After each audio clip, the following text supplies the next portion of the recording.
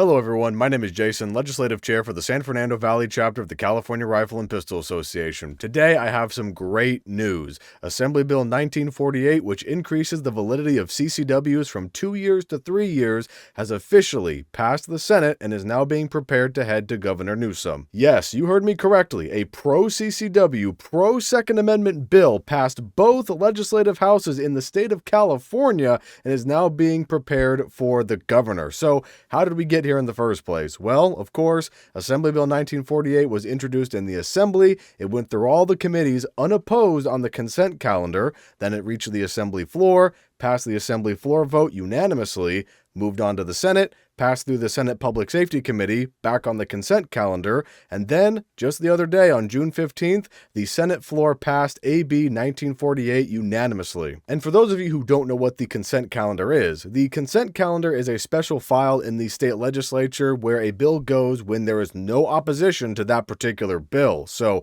in the Assembly, AB 1948 went unopposed, and that bill was a candidate for the consent file, and so it went there.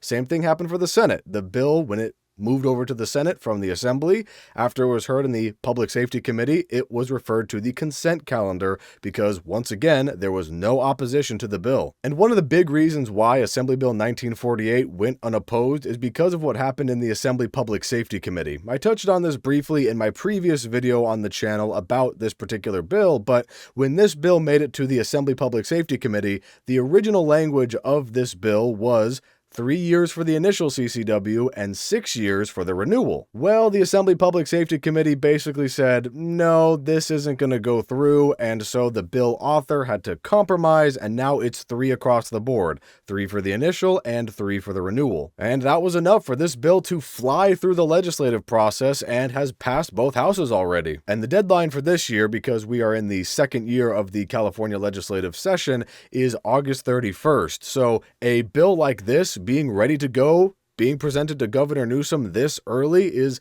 actually pretty rare for a Second Amendment bill, nonetheless a pro-Second Amendment bill like this one is. The bill was ordered to enrolling and engrossing, and on June 17th, this bill was enrolled. Enrollment is a process by which a bill is proofread and approved before going to the governor's desk. The chief clerk of the Assembly and the secretary of the Senate go through the bill, make sure it's ready to go, and then the enrolled bill will then be presented to the governor. And so now that begs the question, what happens to this bill once it reaches the governor's desk? Well, a few things can happen.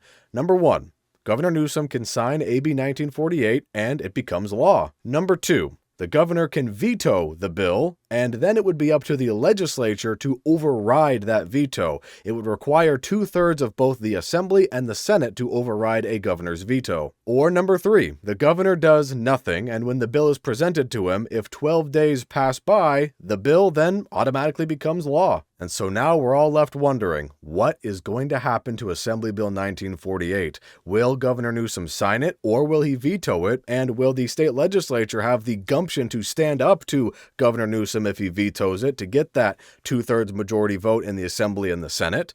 Or will Governor Newsom simply do nothing, and then the bill becomes law after 12 days? Considering that this bill had bipartisan, unanimous support in both the Assembly and the Senate, this seems like a pretty easy bill for the governor to sign. And I think there's more of a chance for Governor Newsom to sign this bill than people might realize. Last year in 2025, there was AB 584, which was another pro-gun bill. Albeit this didn't have anything to do with CCWs or hardware. This was focused on the gun stores and a very technical aspect of helping gun stores stay in business. AB 584 was also on the consent calendar last year, and it went very quickly through the legislative process and made it to Governor Newsom's desk where he did sign the bill. So I could see the same thing happening for AB 1948. Because this bill ran unopposed through both houses of the state legislature, Governor Newsom might be more likely to sign it. And let's not kid ourselves either. I'm sure Governor Newsom is looking for some political brownie points to make himself look better for his eventual run for president. So if he signs AB 1948,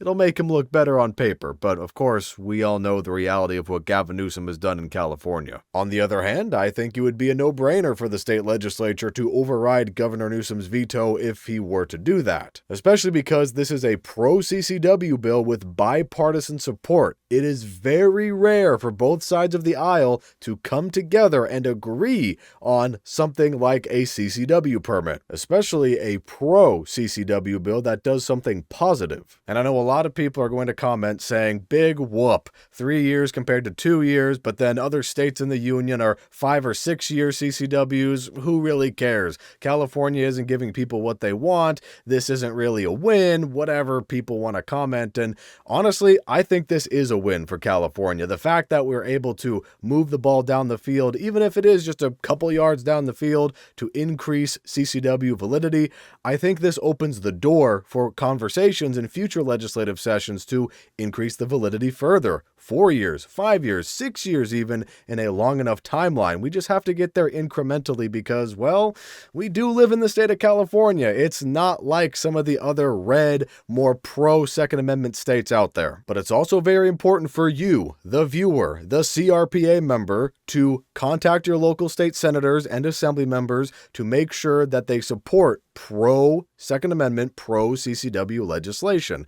At CRPA, we have our one-click politics program where all you have to do is sign your name to a pre-written letter and that will go to your local legislator. And I know a lot of us like to get riled up about the anti-gun legislation and the bad bills like Senate Bill 948 and Assembly Bill 1743, but I think we need to take some of that focus and some of that energy and put it over here for the positive bills as well, because as many letters as we like to send out for the negative bills, we aren't nearly sending enough for the positive bills. So if we show state assembly members and state senators that we are also willing to advocate for good measures, because of course it is California. Every year there are going to be bad bills that attack the Second Amendment and attack gun rights. But once in a while, when we have a good bill, some good legislation like this, we really need to let the state legislators know, hey, you need to support this particular bill. And it's not like we can't make positive change either. I know a lot of people tend to be pretty apathetic, but